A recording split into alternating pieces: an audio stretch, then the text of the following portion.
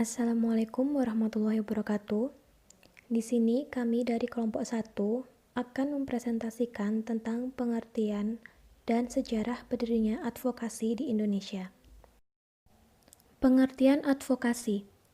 Advokasi adalah suatu bentuk tindakan yang mengarah pada pembelaan, memberi dukungan, atau rekomendasi berupa dukungan aktif. Kata advokasi sering dikaitkan dengan lembaga bantuan hukum yang di dalamnya melibatkan advokat. Pengertian advokasi menurut para ahli yaitu sebagai berikut. Yang pertama, menurut Zastrow 1982, advokasi adalah aktivitas memberikan pertolongan terhadap klien untuk mencapai layanan yang mereka telah ditolak sebelumnya dan memberikan ekspansi terhadap layanan tersebut agar banyak orang yang terwadahi.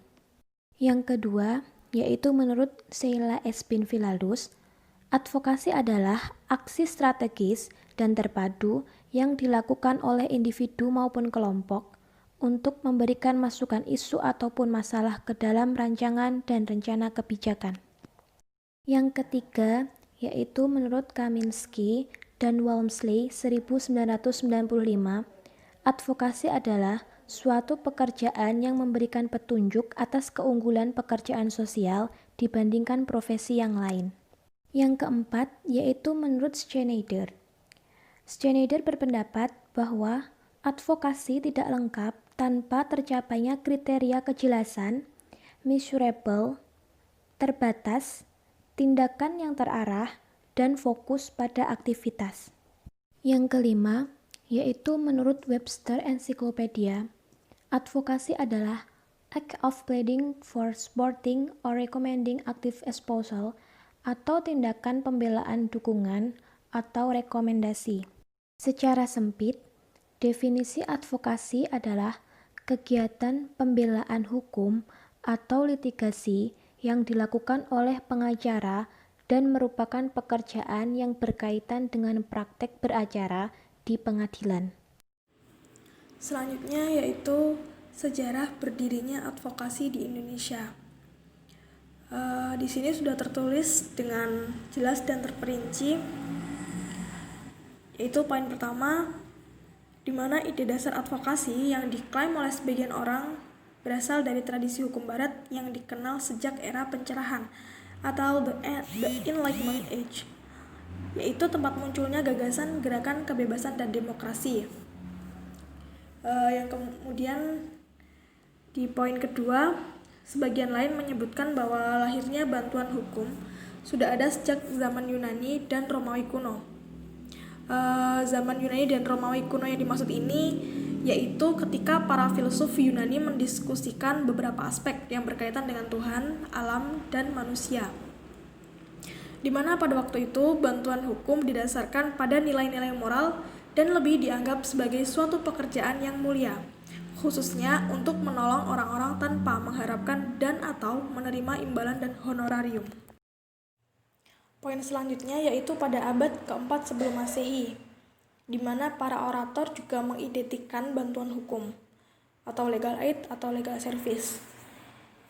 Mereka diidentikan dengan dua hal, yaitu yang pertama, golongan orang yang memiliki pengetahuan luas, berpendidikan, dan selalu berjuang bukan hanya untuk membela hak-haknya di depan hukum dan kekuasaan. Kemudian golongan yang kedua, para legal yang membela orang-orang lemah dan miskin untuk mendapatkan keadilan di depan hukum dan pengadilan. Nah, kedua aspek tersebut ini menjadi dasar bagi adanya peran para lawyer atau advokat dan bantuan hukum dalam praktik peradilan. Kemudian di poin selanjutnya, seiring dengan kuatnya pengaruh gerakan hak asasi manusia pada abad ke-17 di dunia barat, bantuan hukum bukan hanya menjadi nilai perjuangan bagi kaum lemah, miskin, dan bodoh, melainkan telah berkembang luas menjadi suatu institusi untuk para pencari keadilan bagi setiap orang. Poin selanjutnya yaitu pada saat memasuki abad ke-19 dan 20.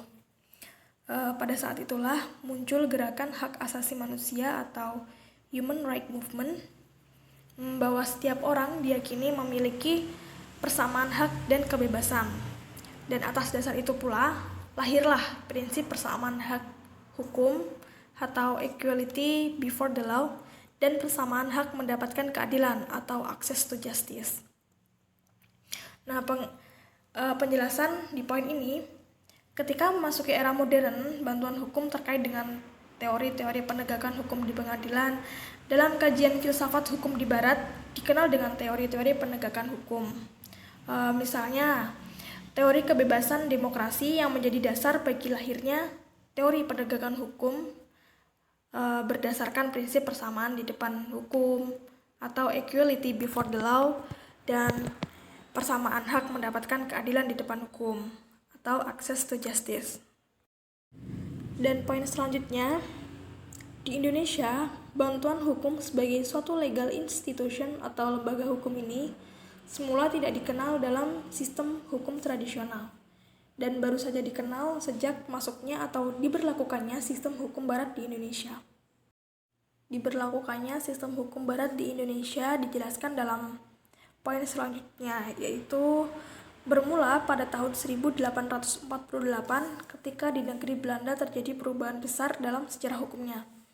Berdasarkan asas konkordansi dengan Firman Raja tanggal 16 Mei 1848 nomor 1, di mana perundang-undangan baru di negeri Belanda tersebut juga diberlakukan di Indonesia. Antara lain, peraturan tentang susunan kehakiman dan kebijaksanaan peradilan.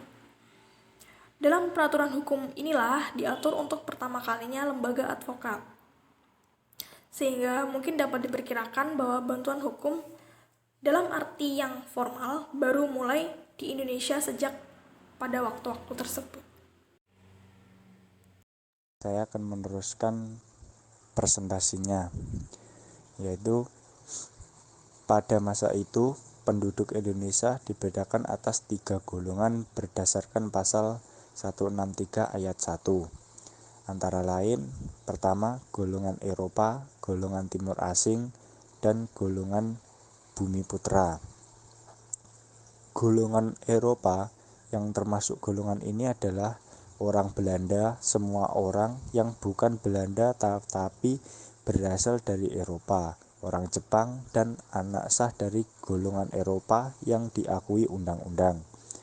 Yang kedua, golongan Timur Asing. Yang termasuk dalam golongan Timur Asing adalah golongan yang bukan termasuk dalam golongan Eropa maupun golongan Bumi Putra. Yang termasuk golongan ini adalah imigran Tiongkok, Arab, dan India. Dan yang ketiga adalah golongan Bumi Putra. Yang termasuk golongan ini adalah orang-orang Indonesia asli atau pribumi. Adanya penggolongan terhadap penduduk Indonesia pada masa itu menyebabkan adanya perbedaan antar golongan satu dengan golongan yang lain. Dalam hukuman acara yang mengatur masing-masing sistem, peradilan tersebut berbeda untuk acara pidana maupun perdata. Bagi peradilan Indonesia, berlaku Herrsching Inland Reglement baik untuk acara perdata maupun pidananya. Pemerintah kolonial tidak menjamin hak fakir miskin Bumi Putra untuk dibela advokat dan mendapatkan bantuan hukum. Kemungkinan untuk mendapatkan pembela atas permohonan terdakwa di muka pengadilan terbatas kepada perkara yang menyebabkan hukuman mati saja sepanjang ada advokat atau pembela lain yang bersedia. Bantuan hukum baru dikenal setelah hadirnya para advokat Bumi Putra pada tahun 1910 yang memperoleh gelar Master in the Rechten dari Belanda. Orang Indonesia yang ingin menempuh pendidikan hukum harus mempelajarinya di Belanda, seperti di Universitas Utrecht dan Universitas Leiden. Barulah pada tahun 1924 Belanda mendirikan Rijkschools School di Batavia yang kemudian dikenal sebagai Fakultas Hukum Universitas Indonesia. Pada masa penjajahan bangsa Jepang, tidak terlihat adanya kemajuan dari pemberian bantuan hukum. Pada periode sesudahnya yang ditandai dengan besarnya kekuasaan dan pengaruh Soekarno hingga tahun 1965, bantuan hukum dan profesi advokat mengalami kemerosotan yang luar biasa bersamaan dengan melumpuhnya sendi-sendi negara hukum. Angin segar dalam sejarah bantuan hukum dimulai pada saat dimulainya era Orde Baru. Usaha pembangunan kembali ini berpuncak pada digantinya Undang-Undang Nomor 19 Tahun 1964 tentang ketentuan pokok kekuasaan kehakiman dengan Undang-Undang Nomor 14 Tahun 1970 yang kembali menjamin kebebasan peradilan dari segala campur tangan dan pengaruh-pengaruh kekuatan dari luar lainnya dalam segala urusan pengadilan.